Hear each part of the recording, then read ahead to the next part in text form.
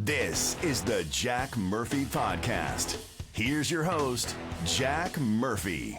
Welcome back to the Jack Murphy Podcast, everybody. I'm Jack Murphy. It's me and Alpha. You know, Daniel took a few days off to go on one of his golf trips up to Williamsburg with some of his buddies, and he sent a text. What was a text that said this morning, "I'm a big puss, and I probably won't be on the podcast because I'm tired"? Is that what it said? I don't think that's exactly what he said, but if you read between the lines, I think it was something about may have caught something. Have you ever gone on like an airplane or in a car, Alpha, and you get home and you're sick? I never say I may have caught something. Yeah. I always say, boy, I really caught something. I feel bad.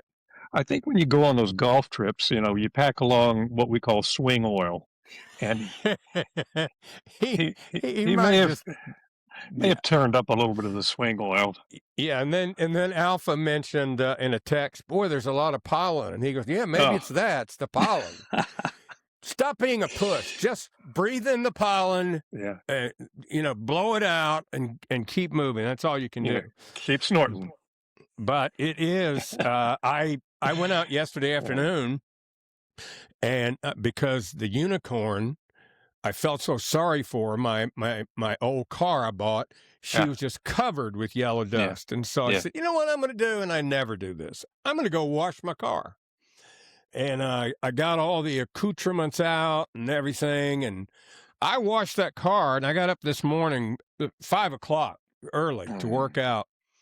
And at daylight, I took the dogs and went to the park, and the car where I had dried the car with the towel after I washed her, it's just big swirls of pollen this morning. I mean, it was just a total waste of time.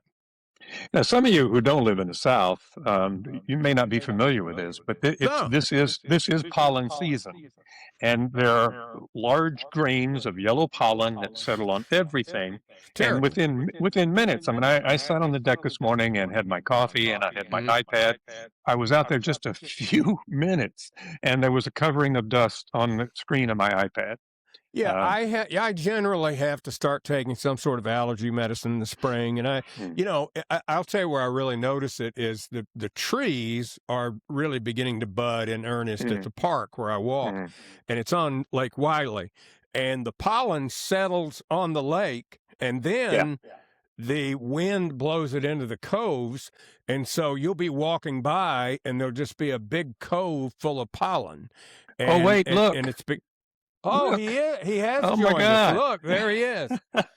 We were just saying how badly we felt that you couldn't join us, that you were sick. We were very, very concerned very concerned that you were not feeling well.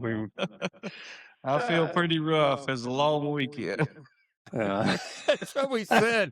Maybe some swing juice got to you, but anyway. Yeah, a little bit of that swing oil. But anyway, this pollen, it's going to be around for a couple of weeks. And then those fish coochie trees start blooming. They're the worst. Those Bradford pear trees. Fish coochie. I hate those things. Well, the thing about it is, though, the yellow pollen is not the stuff that gets in your nose and then affects the allergy. It's the smaller grains. Those large grains aren't the problem. It's those smaller microscopic grains that you can't see is what causes all the discomfort in everyone, which apparently Daniel is suffering from. Yeah, bless his heart. It's terrible. Pine pollen is what's bad. Oh, it must have been awful in Williamsburg. I never realized how bad pollen was until this has been years ago. And I grew up in the South. But we were playing golf one day at Sedgefield, Daniel, and we're on, 13 or 14. We're on the tee box, and there was one of those, those obnoxious cedar trees, like a really big, huge one. I don't know if it was a cedar tree or not, but it looked like. But probably a pine tree. Anyway, there was a gust of wind that just came out of nowhere. I'm talking about like 30, 40 miles of gust of wind. And I swear, we all just went, holy crap. It was like a green cloud. Yeah. I mean, it was like a smoke bomb went off and came off that thing. And I went, holy crap. I've been at the Masters before, and it did that, and it looks like just a big, huge green cloud flies around, coming terrible. Out of pine trees. Well, Alpha mentioned this earlier. He texted me earlier this morning, and I have to say, I agree. I don't know what. As far as I'm concerned, there needs to be a law passed. And the law says that if Congress does not fund the operations of the United States government, that they should not be paid until, it's fixed. Just fix it. And Senator Kennedy suggested that this morning. Is that right? No, did more than suggest. He got on the Senate floor and asked for unanimous consent that nobody in Congress gets paid for as long as they refuse to fund Department of Homeland Security. Well, with unanimous consent, all it takes is one person to object. Well, Senator Brian Schatz of Hawaii. He does what? He shats. He shats? Okay. He shats, apparently. Brian Schatz, senator from Hawaii, stood up and said, I object, and then literally ran from the Senate floor. Senator Kennedy was left standing going, well, where did he go? Maybe he had to go shat. He shat himself. and then after that realization came about, and then he said, so that shuts down all the discussion. So if he had any courage, he would come back in here and defend himself as to why he objected to Congress not getting paid while TSA agents are on their third week, I think it is now. Yeah, I'm not getting paid without a paycheck. And then go ahead, Daniel. Musk is talking about paying. Yeah. He said he would do it, yeah. And then President Trump had the audacity to suggest that they were going to send the ICE agents to the airport to help out TSA. Now, I heard, I went out in the woods this morning and did a long hike. Boy, I'm paying for it too. But I was listening to the local talk station, and they had some people on it. And they said, these people aren't trained for this. And I'm thinking, you ever been to the airport and been around this TSA? They're not. It's not rocket science. All you got to do is be able to feel down a woman pretty good. No, I mean, the ones that do like the X-ray stuff, and there's certain ones, but they also have a lot of jobs at the airport that are pretty menial, like watching the exit doors, the entrance doors, making sure nobody bum rushes the security. So if you can bring in 10 ICE agents to cover some of those jobs, and it frees up some of the other more highly trained TSA agents to help with the X-ray and all that would be a good thing. But Hakeem Jeffries, I actually saw him just minutes ago on television saying that TSA agents would be killing people at airports. Yeah. He actually said that. Now, he didn't say if it was the TSA would be killing them or they would let terrorists through that be killed. Either way, it's your fault, buddy. Well, Danang Dick Blumenthal, you remember he claimed that he had been in Vietnam during his service when he never had. Right. He took it a step farther, and he said they would be gunning down families. Gunning down families in the airport. Yeah, their use of hyperbole is unmatched. It really is. And the highlight of the weekend for me was when apparently Trump didn't know that what's his name had died, Mueller. Yeah. And he was doing a report about something else, and they say to him, they said, sir, have you heard that Mueller, what was his title? Special Prosecutor Mueller died. And Trump went, good. He was a terrible person.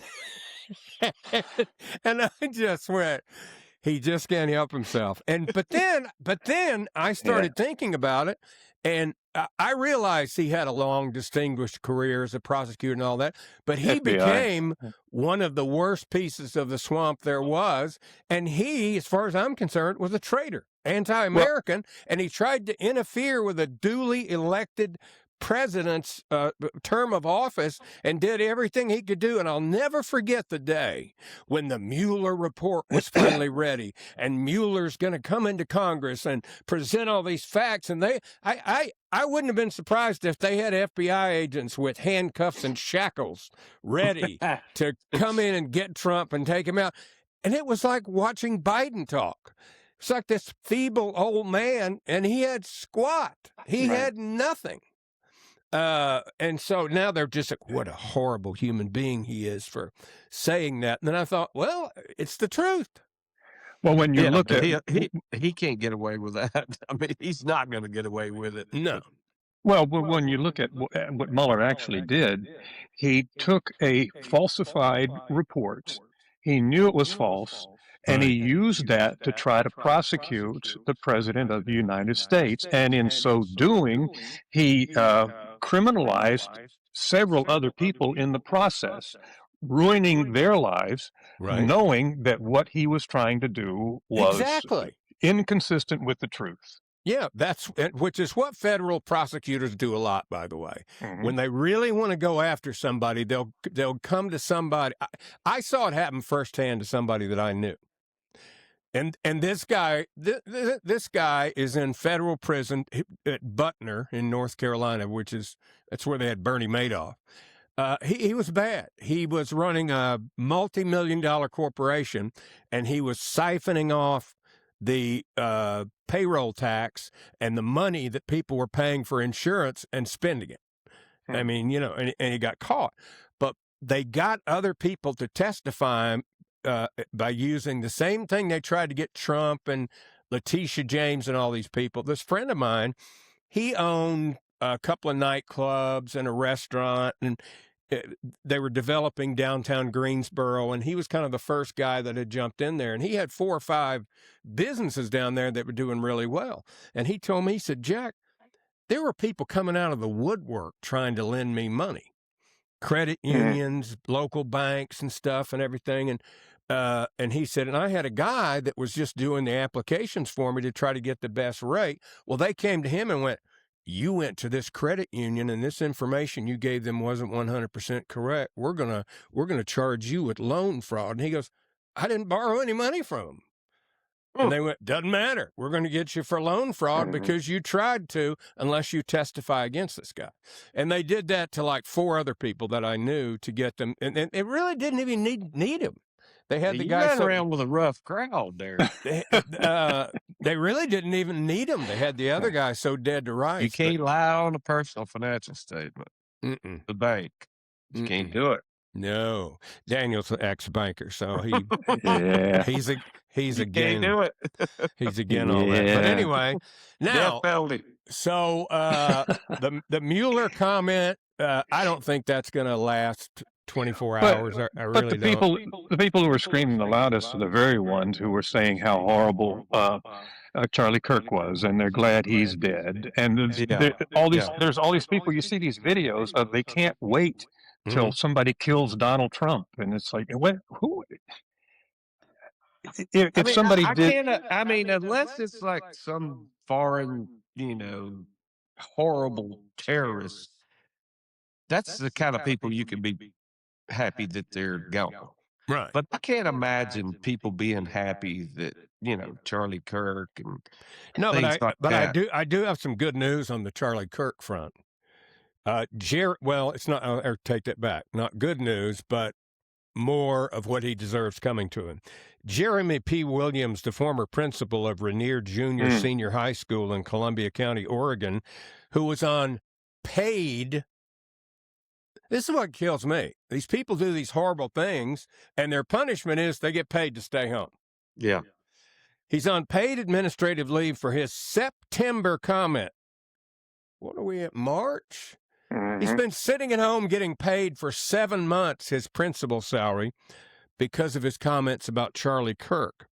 Well, now, apparently he got bored during the 7 months at home because now he's going to prison for possessing and sharing child sex pornography. Pornography. He gets 5 years for child porn. And, they love child molesters and child porn people in prison. Oh, yeah. They do. Yeah. So he's really probably going to enjoy that.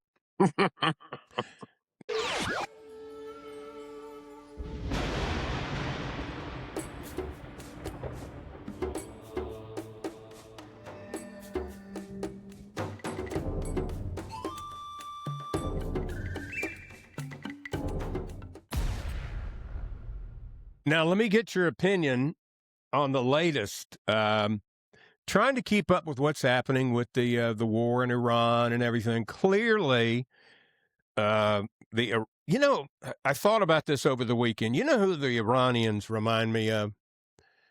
The Romulans from Star Trek. They just could not tell the truth to. It was in the Romulan code of conduct that it was okay to lie to your enemy or lie while you're trying to get a peace process done. It was okay to do. That's exactly what they do.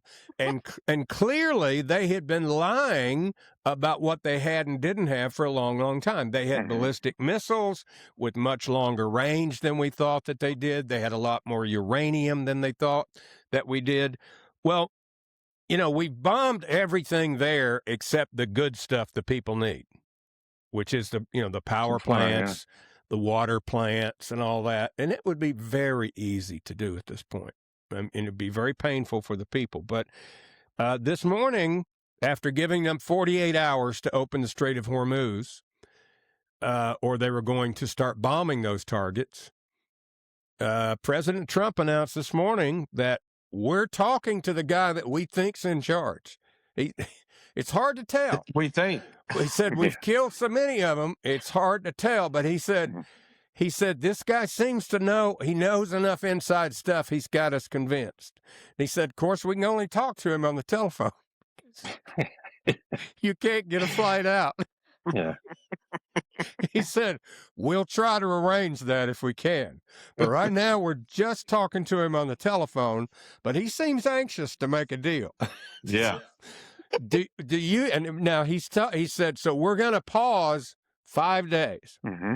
We're not going to pause hitting military targets, but we're going to pause the threat of hitting the civilian infrastructure if they don't open the strait. Now, Daniel, I'll start with you.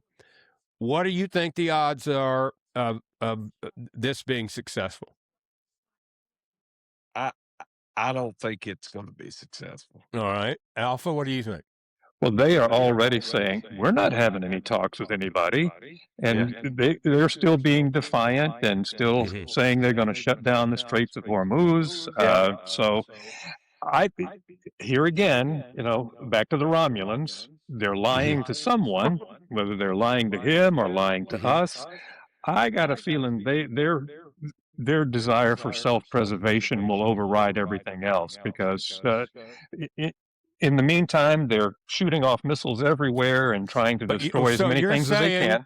You're starting to sound like a politician. You're saying then you don't think this is going to work. You lost me there in the middle. No, well, or don't think it's going to work. I do think it's going to work. You do think it's going to? I do. Okay. Were you getting confused, Daniel? I was confused. I was going to go, when's the damn answer coming? Am I going to have to do a follow-up question? I was using Romulan logic there.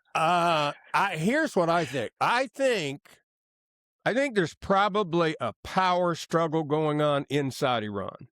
I think they've killed so many people that, first of all, the IRGC is definitely running the country. It's a matter of who's really in charge of the IRGC because they're spread out all over Iran in different cities. And so, there might be a colonel out here saying, I will not do this. We'll get blown up. And the general in town goes, you get out there immediately. No, we will not do it.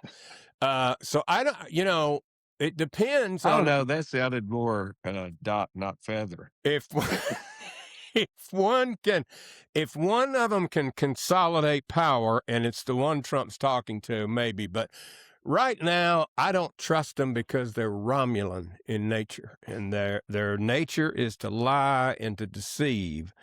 And I pray that there will be coming an end to it. But, I just, I'll believe it when I see it, because they've lied for 47 years. Here's where I will equivocate. They are Shia Muslims. Their belief is that the 12th Imam, the Mahdi, is in a well. And when he comes out from the well, then they will launch global destruction. And it is only then that the Muslims will be able to take over the world, and the great jihad and the caliphate will be global. Can I ask a question? Did they know where that well is? Apparently they do. I don't know if they divulge that information. But if you knew where that well was, yeah, and by getting him out of that well, you can take over the world. Which is why wouldn't you go to the well and drop a rope down and say, "Hey, Marty, come on up"? Well, and since they want, you can tread water for a while. They want. It's got to be tired and wrinkled, and they want to give themselves up, because they'll get the 72 virgins, and then the women will be more beautiful than ever, and all now this let me ask you this: are the predictions that he's going to appear? Are there a lot of predictions about that happening soon, or is that just that it will happen someday? Kind of. That's what the Shia Muslims believe. Oh, I saw this video of a woman, a Palestinian woman, whose son was sick. And so she took him to an Israeli hospital where it was a life-threatening illness. And they treated him and got him well. And then she does a video saying, I only wanted to get him well so he could grow up to be a martyr. To kill people. Yeah. That's the Romulan way of thinking. Yeah. That's the way that Romulans think, ladies and gentlemen. I'm sorry, but it is. There is you guys might want to Google this, because this doesn't happen all the time. But, I used to be really into eschatology, and, the heck is that? Study of the end times, about the end of the world and all the things that had to happen. And there's many, many different interpretations of biblical prophecy about eschatology and the end times. And for years, you'd see these people on TikTok or Facebook, and they found the perfect red heifer. And now that they've got the red heifer, and when they sacrifice the red heifer, the third temple's going to be built, and Jesus is coming back. And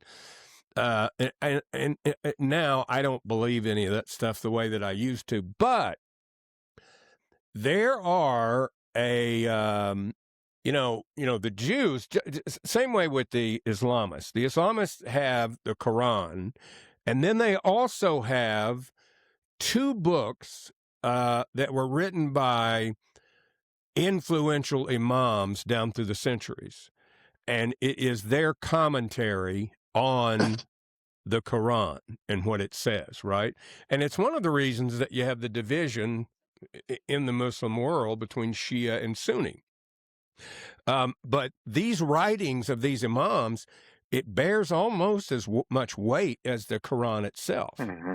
Same thing with the Jews. They have the Torah, the first 5 books of the Bible, and then they have things like the Talmud and these are rabbinical writings that rabbis have written over the centuries commenting on the scripture.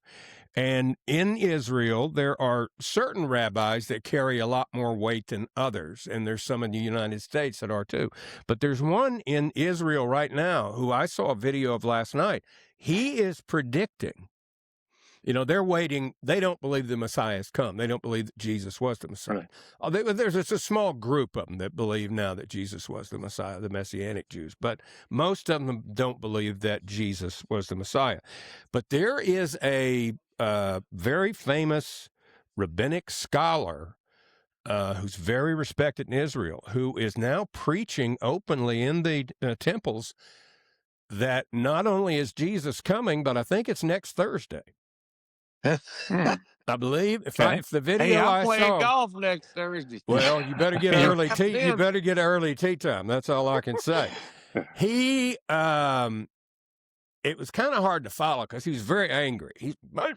he's talking in Hebrew, first of all, and there were subtitles, and it was being translated. It's kind of hard to follow, but he was really giving it to it, and he said that he's been told that the Messiah is coming next Thursday. Now, it could be we're both right. It could be Jesus coming back, and it will be the Messiah for him. He's going to find out that Jesus was the Messiah. Y'all are looking at your phones. Did you get an alert that it was today, not next Thursday? No, I was just checking my calendar. Oh, okay. He didn't know if he had to go. Yeah. You don't want to be for a new. You don't want to be an audition for an R-rated movie or something like that. Yeah, but he's saying, I don't know if it's next Thursday, but it was real soon. It was enough to make me make a note of it that I'm going to do some more checking on it to see. So, but yeah, we could both be right. In other words, Jesus could come back, and he's going to find out he was the Messiah, and the Messiah's here, and for those of us waiting on him to come back, we'd be right as well. So, what's the Richard Pryor bit where he's talking about the Reverend and goes, "Dear Lord, I know you're busy. I checked your schedule, but the devil is down here acting a motherfucking fool."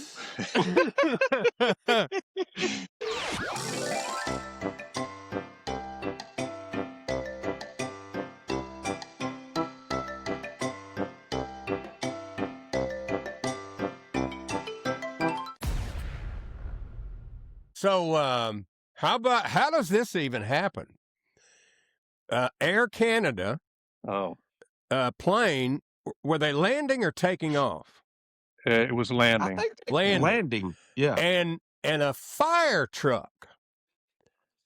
Now, I've been on runways at airports before, small airports, big airports, and you can look up and see when there's a big old jetliner coming in for a landing.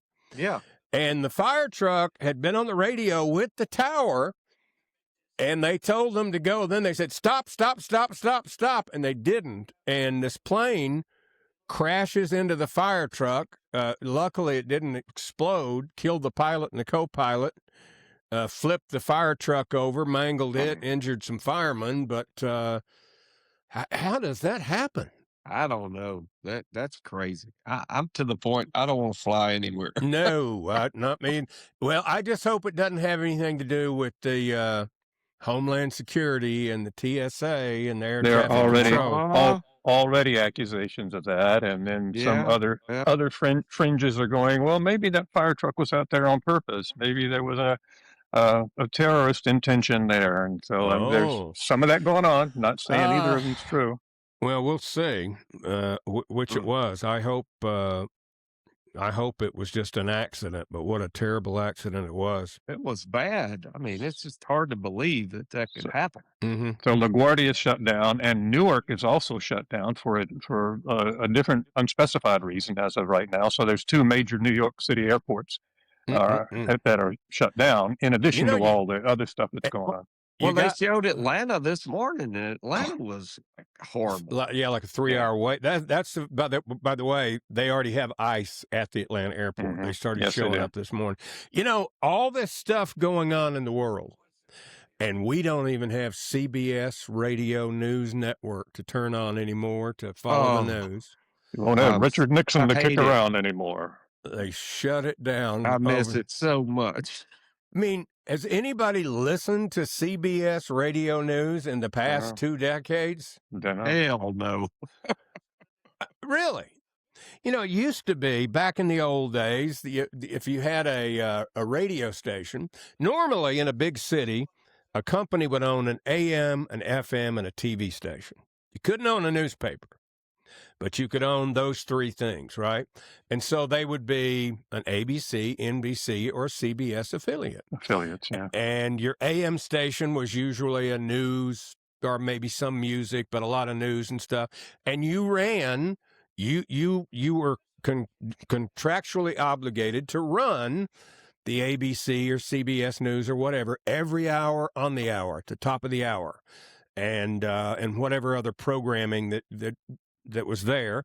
And your TV station, of course, was the CBS Evening News. But they became so unbelievable. It became so one-sided about 15 years ago that you just turned it on and went, well, that's bullshit.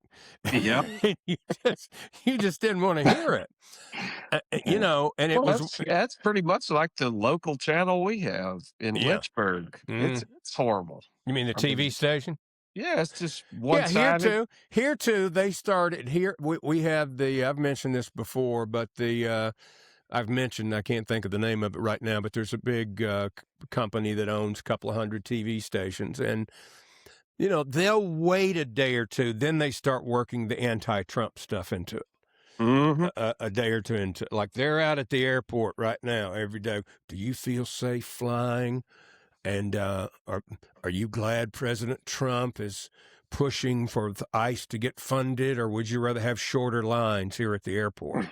Hell no, I'm trying to get back to Boston. That son of a bitch needs, it's just sickening. But anyway, CBS News, they shut it down because apparently it's been a money loser for about 15 years. Mm-hmm. And Barry Weiss, the new head of CBS News, decided to get rid of it. Barry White. Barry White. Yeah, Barry White. Yeah. She, hey, baby, we're shutting down CBS. So Alpha's got a couple of guests scheduled for us this week I'm pretty excited about. Now, one of them is a UFO guy, right? Not just that. He looks into other strange anomalies. He looked into the mounds, the Cahokia mounds, and the mounds that are here in Georgia. I don't care about any mounds. I want to talk about the UFOs. Well, he can do that, and in fact, I want to talk about the UFOs, and I want to talk about these missing scientists that are missing all of a sudden. Well, I don't know if he'll have any comment on that, but if you want to know about things that they've seen on Mars, he can talk to you about that. Why wouldn't he have any comment? Does he know something he can't talk about? I'm not saying. I'm just saying. I'm not speaking for him on his behalf. I'm just saying.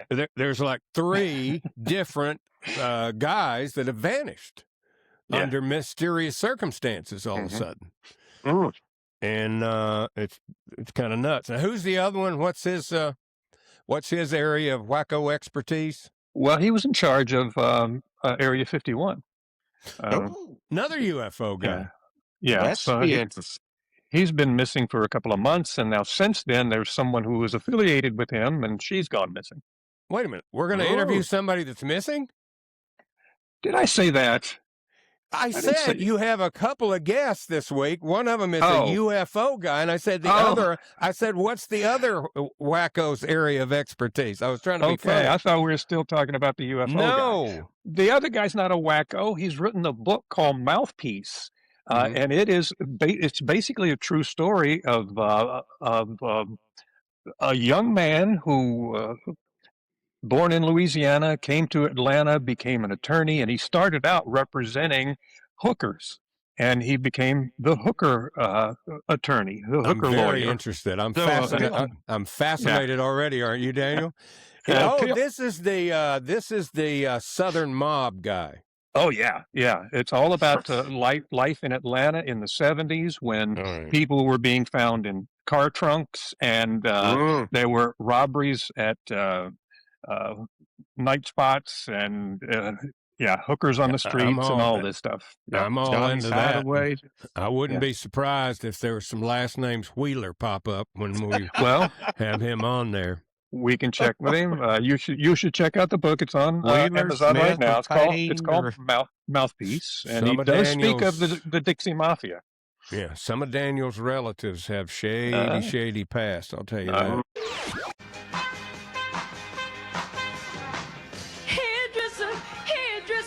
Whoa, hairdresser, hairdresser, hairdresser, hairdresser.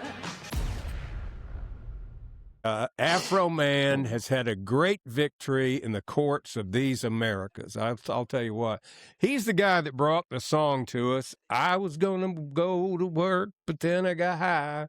Just I was looking for the broom, but then I got high. Just a really dumb song. So dumb that it became a hit and became funny. Well, apparently the cops up there where he lives in Ohio don't like him. And so they raided his house, broke down his fence. Apparently he's done okay, with money and stuff since he had these hits. But they broke down the gate coming into his property. They blew the door off the hinges and came in, tore his house, and found nothing. And so, I've always wondered about this. So, Daniel, if right now the Appomattox Sheriff's Department or whoever broke into your house with a warrant, tore your house to pieces looking for stolen money, and didn't find a thing and no charges were made, but wrecked your house, guess what? They don't have to pay to fix it. Well, I never knew that. Did you? It'd be a lawsuit. Well, get ready to happen. So, Afro Man, I didn't even know this had happened, but tomorrow I'm going to have these songs edited down because they were so long I can't load them into our platform. But he spent a year doing this album about the people raiding his property, and the songs are just hilarious. So he took his own security video from inside his house with the cops going through his house, and there was this one big fat sheriff, and he had a big old lemon pound cake sitting there, and he kept looking at that. He wrote a whole song about, would you like a piece of my pound cake? Yes and no. Can you believe that cop actually went into his refrigerator and grabbed some pound cake? And yeah, I mean, that is crazy. And so anyway, he spent a whole year writing these songs, and the album apparently sold a lot of copies. And he said, I only did it to fix my house back up, which they tore apart. Yeah. Well, apparently, when the videos and the album came out, the cops got so embarrassed that they sued him for defamation of character, because some of the songs are pretty dirty. Like he wrote one called "Lick 'Em Low, Linda," and that one's don't watch that one around the kids. I can tell you that right now. But anyway, so he said, all right, fine, sue me, we'll go to court. And he has a red, white, and blue flag suit that he wore in court every day, and he won the case, which means now the album's going to sell about 20 million copies instead of the 5 or 10 that he had, and the cops just have to eat it. But yeah, I thought if they were suing him for like, what, $4 million or something? Yeah, they wanted to get all that money he made from selling an album. But I had no idea that if your house got, torn to pieces by the cops and they didn't find anything, they're not responsible. That doesn't seem right to me. No. Yeah, that's not right. Doesn't seem right at all. It's like, I'll tell you something else that's not right.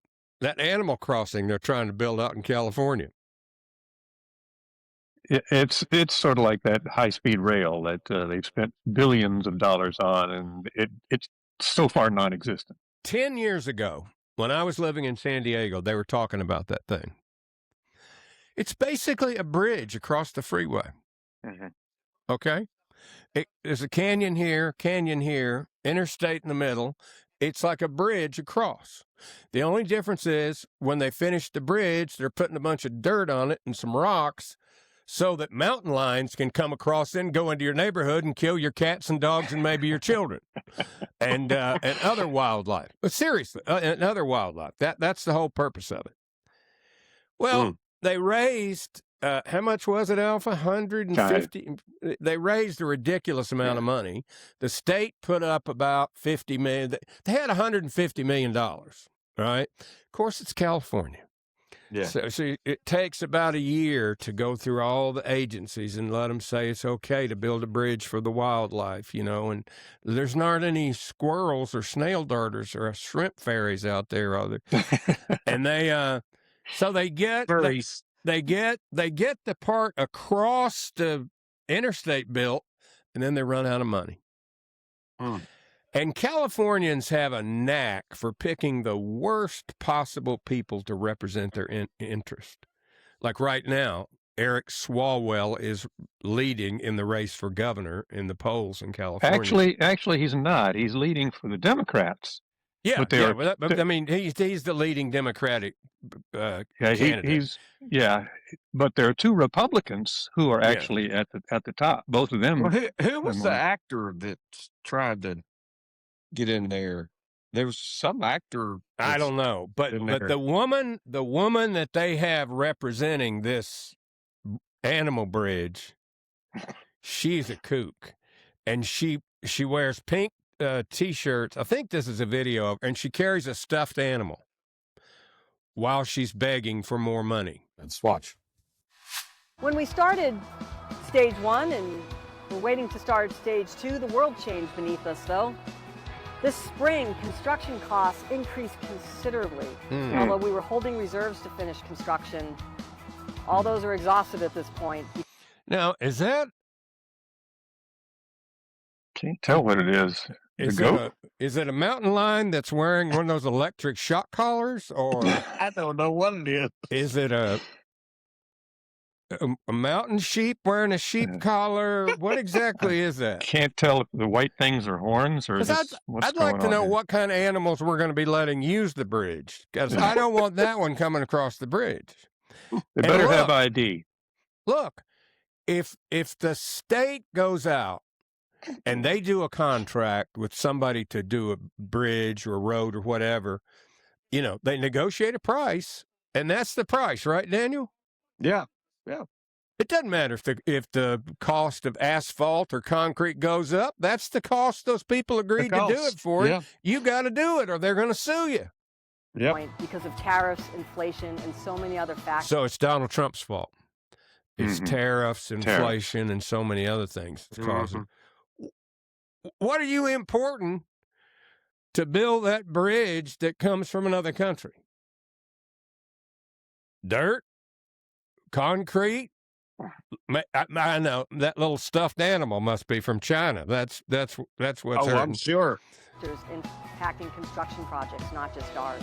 So we need your help one more time to get us to the finish line and help us build back those reserves so that we can ensure that we finalize construction by November, so we can all cut that ribbon together. What a moment that will be. And like you, I can't wait to see that first mountain lion cross.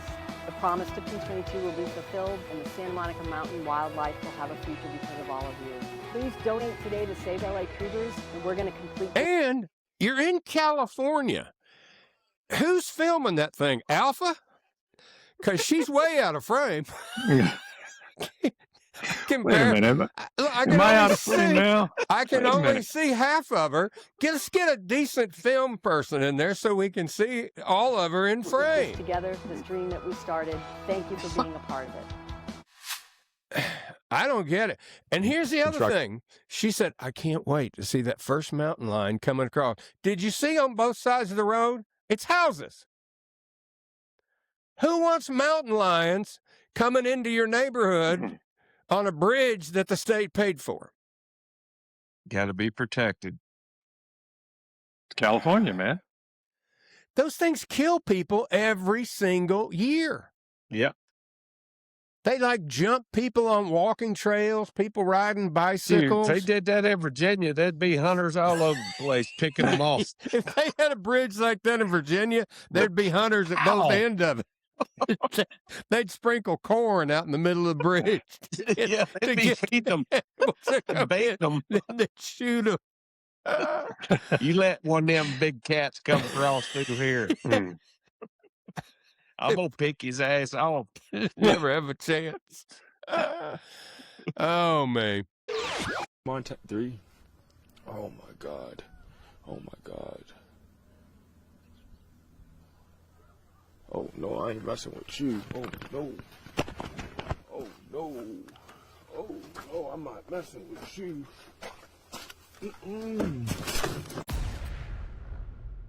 I think you could do a podcast just on how bad the media is these days. Well, I think it'd be enough stuff we could find every day to do 30 minutes or an hour on just the media.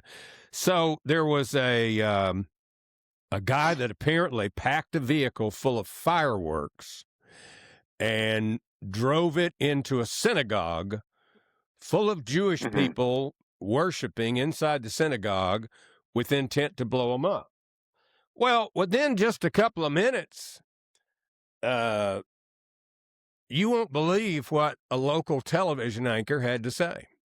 So a guy from Dearborn Heights rams a truck full of fireworks into the Temple Israel Synagogue. And the media's first reaction? Blame white people. Fox 2's Marielle Liu, live on air. It's not just fear of Iran and what's happening. There's been a rise in white supremacy as well here in the U.S. Marielle, the attack is minutes old. No name, no motive, nothing. And you're already having fantasies of skinheads? Detroit journalism. When in doubt, play the domestic terror bingo card. Then Gretchen Whitmer steps up saying she knows the real culprit. Online rhetoric.